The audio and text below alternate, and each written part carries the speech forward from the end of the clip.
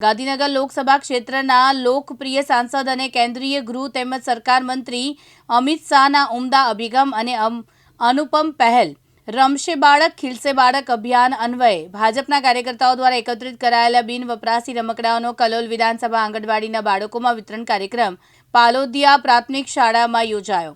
આ કાર્યક્રમમાં સાંસદ તરફથી રિશિતાબેન શાહ પણ સહભાગી થયા। તેમને સ્વદેશી શપથ લેવડાવ્યા। સાથે સાથે આયુષ્માન યોજના, સગર્ભા માતા માટે લાડુ વિતરણ સહિતની અન્ય કેન્દ્ર સરકાર અને રાજ્ય સરકારની યોજના વિશે જાણકારી આપી હતી। આપણા ઘરમાં રમકડા એવા પડ્યા હોય છે જે છોકરાઓ મોટા થઈ જાય પછી વપરાશમાં નથી આવતા, તો એનો પણ સદુપયોગ થાય અને બાળકો પણ રમે અને જે બાળક રમે એ ખીલે તે જ એમની પહેલથી બાળકો બસ આવી રીતે આગળ વધતા રહે એવી આશા છે।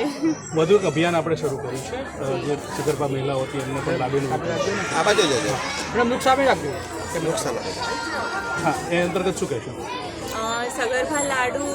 સગર્ભા બહેનોને લાડુ વિતરણ માટે સાંસદશ્રીનો એ જ ખ્યાલ હતો કે આવનારું બાળક કુપોષિત ન રહે તેમજ બહેનોના આરોગ્યને પણ આડઅસર ન થાય, તો તેના માટે આ લાડુ વિતરણનો કાર્યક્રમ તેમને શરૂ કરાવડાયો છે કે જેના અંતર્ગત આપણે સૌ જાણીએ છીએ તેમ ગર્ભાવસ્થા એ દરેક સ્ત્રીના જીવનમાં ખૂબ જ આશાથી ભરેલો સમય હોય છે।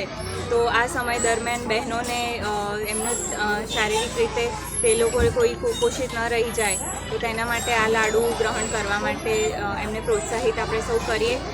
તે જ આશાથી માનनीय सांसद श्रीए आ अनुपम पहल शुरू करी है, जिसमें से एक था जो सगर्भा बहनें हैं उनको जो लाडू हम यहाँ पे देते हैं वो घी और चने के आटे में से बनते हैं, जो उनके स्वास्थ्य के लिए बहुत अच्छे होते हैं और जो उनका बच्चा भी होता है वो भी शारीरिक रूप से कुपोषित न रह जाए, उस विचार से माननीय सांसद श्री ने ये लाडू वितरण कार्यक्रम शुरू किया है।